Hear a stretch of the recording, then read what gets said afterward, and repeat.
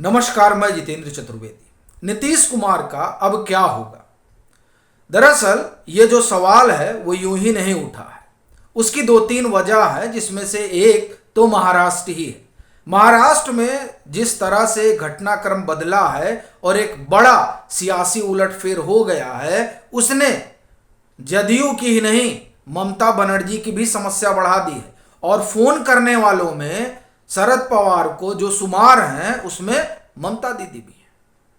उनको भी इस बात का डर है कि जिस तरीके से शरद पवार के पैरों के नीचे की जमीन खिसक गई है, कहीं उनके साथ भी ऐसा ना हो जाए। क्योंकि ये चर्चा वहां भी बहुत दिनों से चल रही है कि एक धड़ा टीएमसी से अलग होना चाहता है।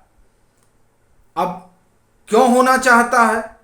तो जाहिर सी बात है कि पार्टी के भीतर कई तरह की रसाकसी चल रही है, जैसे महाराष्ट्र में एनसीपी के भीतर चल रही थी। और इससे पहले उद्धव ठाकरे के साथ वहां कांड हो ही चुका है। उनकी पार्टी भी चली गई और चुनाव चिन्ह भी चला गया।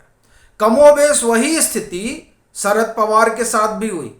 घड़ी अजीत पवार लेकर चले गए हैं, 2/3 विधायक भी उनके साथ हैं।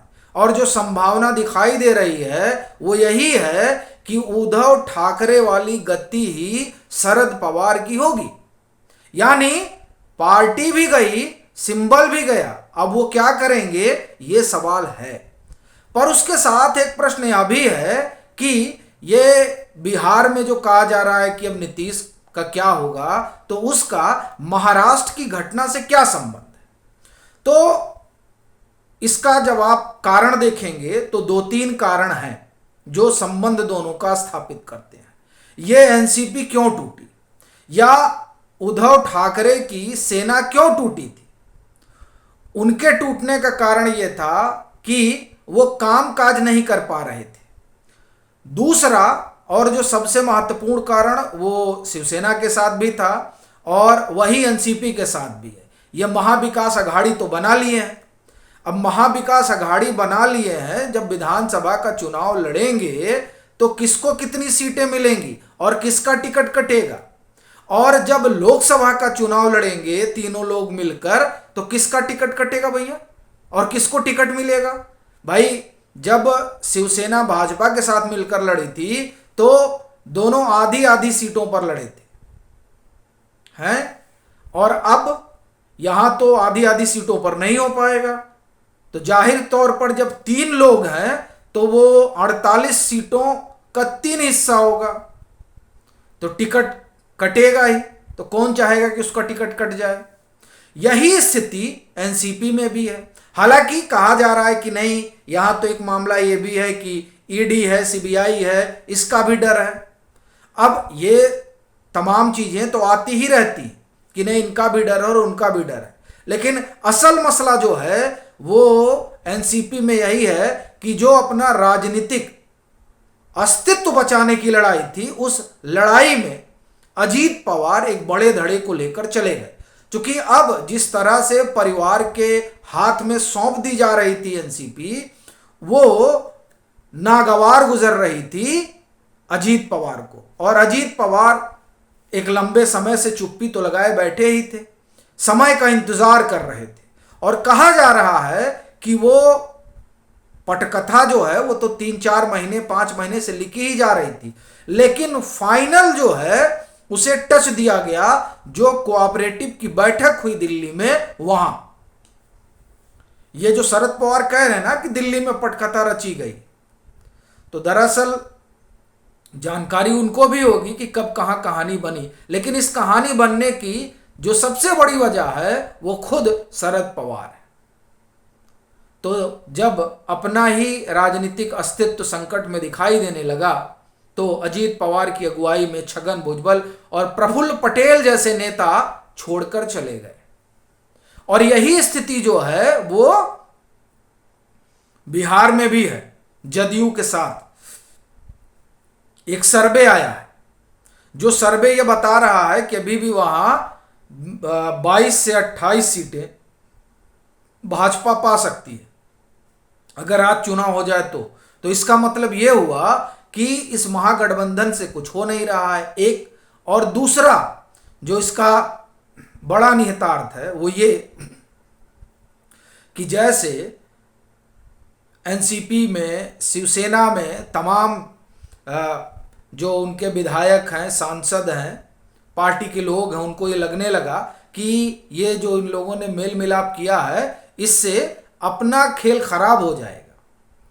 कमोबेश वही स्थिति दिखाई दे रही है नीतीश कुमार के साथ। जदयू का ये जो राजद से गठजोड़ नहीं, विलय की जो बात चल रही है और जिसकी चर्चा भी खूब है, भाजपा तो इसे बाकायदे उठा भी रही है, इसने जदयू के तमाम नेताओं के होश उड़ा रखे हैं। और ये विलय की ही बात थी जब उपेंद्र कुशवाहा अलग हुए थे। और फिर आप देखिए कि तो विलय वाला मसला है, दूसरा 16 इनके जो है सांसद, तो जब सीट बटेगी 40 में तो उनका क्या होगा? जो लोग जीते हैं उनको टिकट मिलेगा? जाहिर सी बात है कि इस बंटवारे में 40 सीटें हैं और 7, अब तो 6 दल हैं, चलिए जीतन राम मांझी हट गए, तो उन 6 दलों में बटेगा। तो जब उन 6 दलों में बटेगा तो किसको कितना मिलेगा सीट, और फिर उसमें किसका किसका टिकट कटेगा, एक सवाल। दूसरा, जब विधानसभा का चुनाव होगा तो यही महागठबंधन चुनाव लड़ेगा, तो ऐसी परिस्थिति में इनके जो अपने 45 विधायक हैं उनका भी टिकट उसमें कटेगा। फिर 6 दल हैं इसमें, तो अपना टिकट कौन कटवाएगा? एक। और दूसरा, जो इसमें विधायक जीते हैं या जो सांसद हैं वो दरअसल इसलिए बन पाए चूंकि एनडीए का हिस्सा रही जदयू। तो अब ऐसी परिस्थिति में जब वो मैदान में उतरेंगे, और जदयू कमजोर हो गई है, इस बात का प्रमाण 2020 के चुनाव में साफ दिखाई दे गया था। तो जब ये मैदान में उतरेंगे और भाजपा का मत इनके साथ नहीं होगा और भाजपा के मत के साथ ही साथ जीतन राम मांझी का जो अपना समूह है वो नहीं रहेगा, चिराग पासवान का वोट नहीं रहेगा, उपेंद्र कुशवाहा का वोट नहीं रहेगा। मैं आगे बढ़ूं उससे पहले आपको एक चीज बताना बड़ा जरूरी है कि 2020 में जो कुछ हुआ था जदयू के साथ, वो नुकसान की बड़ी वजह में एक उपेंद्र कुशवाहा भी थे। उन्होंने क्वेरी वोट खूब काटा था। तो अब आप देखें कि जो जदयू 2020 में और फिर 2019 के लोकसभा चुनाव में बड़ा अच्छा प्रदर्शन कर पाती है लोकसभा में और लाज बचा पाती है विधानसभा में, उसके पास से जब उपेंद्र कुशवाहा बड़ा हिस्सा लेकर उड़ रहे हैं, आरसीपी सिंह एक हिस्सा लेकर उड़ रहे हैं, और बाकी जो लोग भाजपा के साथ जुड़ रहे हैं वो उन सीटों पर उस बिरादरी के वोट को भाजपा की तरफ शिफ्ट करा देंगे। तो ऐसी स्थिति में जदयू के पास कुछ बचेगा?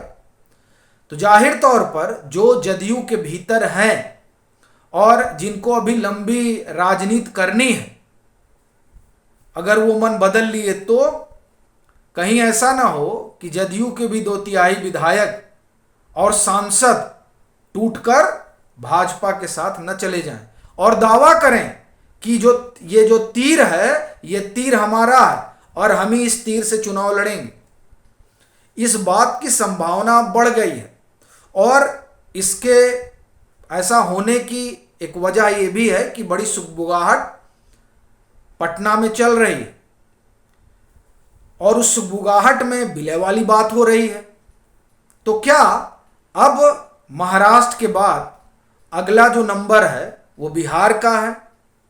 और अगर है तो नीतीश कुमार अब क्या करेंगे, उनका क्या होगा? यही सबसे बड़ा सवाल जो है उनके सामने मुंह बाए खड़ा है।